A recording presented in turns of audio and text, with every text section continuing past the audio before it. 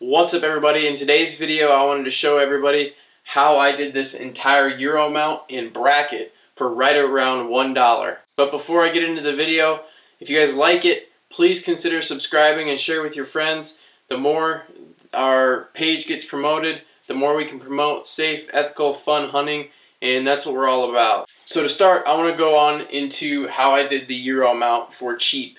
Now, if you guys already know how to do the skullberry method, you can skip to right around this area time frame. That way you don't have to rewatch it. But for those who don't know, a simple and easy way to do your own European mount is to take the skull and bury it in the ground and let nature take its course. So to do this effectively and efficiently, the best way that I've learned is to take the skull, and after you've chopped the head off, you want to cape the head in order to speed the process up a little bit when the skull is in the ground.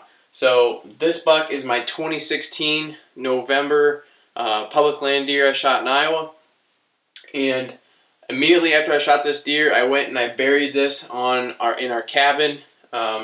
Not in our cabin, but I buried it on our property.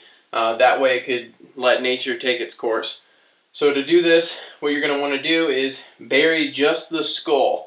So you want to dig a hole and bury just the skull, and you want to make sure there's no dirt that is touching the antler portion.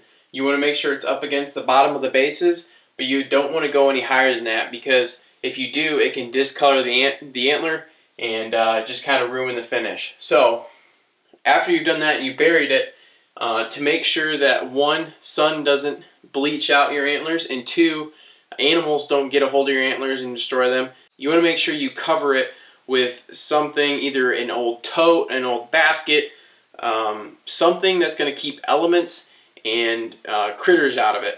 So after you've used something that's old, covered it up, even a boat. I used a boat to cover this up, like an old John boat that we had that we weren't using for the winter, obviously. So you covered it up, and then what we did was you pour some water on it to kind of start the process going and get everything moving. And then you want to cover up the edges of whatever you buried it with, whether it be a tote or whatnot.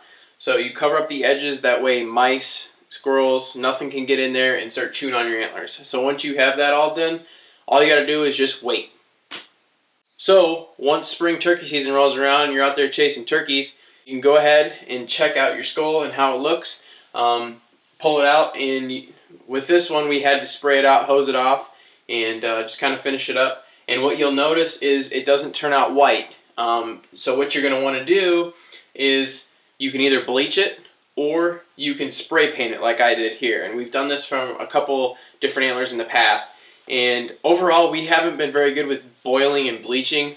I'll show a video clip here of skulls that we've boiled versus skulls that we did this method and then painted. And painting them works just fine. I know a lot of people are going to say that when you paint them, it's going to eventually wear off, but you spray paint it, you tape the bases up, you tape the antlers up, and then you carefully spray paint it. So I spray painted my white. You can do whatever you want. And yeah, so now that we have the Euro mount done and completed, what you're going to want to do is do this simple and easy DIY European mount holder.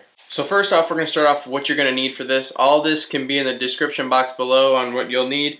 I happened to hit Menards at the right time. They're doing 15% off, so I saved like maybe 1 or 2 cents here and there.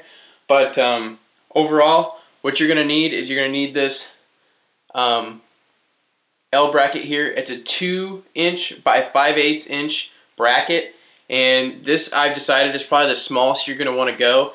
This is kind of a unique buck. His antlers kind of go back, so if you have a buck like that or an even bigger buck, you might want to get a bigger bracket like this. That way it gets it further out from the wall so you can make room for antlers.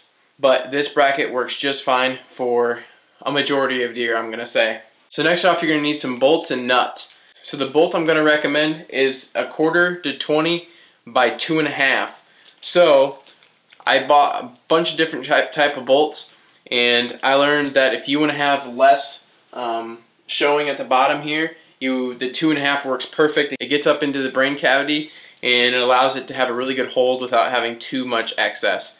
So to match that, you're going to want to make sure you have 2 nuts, and they're 1/4 to 20 just so they can match up with the bolt here.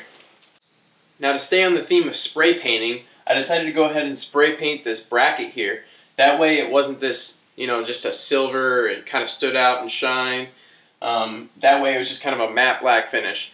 Now I didn't include any of these costs of spray painting into the overall cost, just because I figure everybody has spray paint and you can use it around your house, so let's not just count it for this.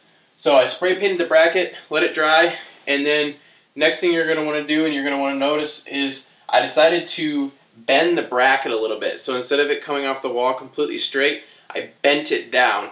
That would allow the antlers to have more clearance from the wall, and thus making it easier to put on the wall without having any clearance issues.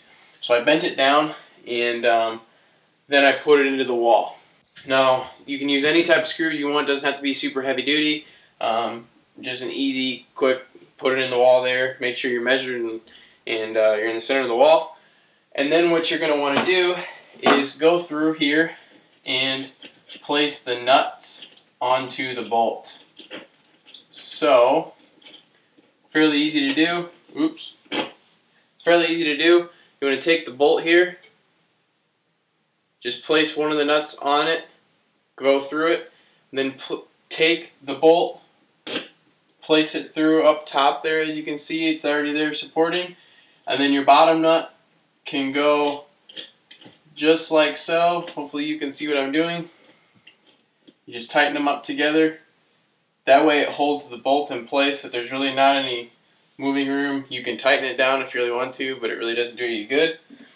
So next thing, all you're going to do is you're going to take, this is the bottom, here's the head, here's the head, here's the bottom, here's the brain cavity hole here for your mount.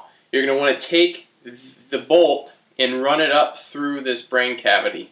So all we got to do is run this up and through. Don't worry about any clearance issues right now at all. Pan out here in a second.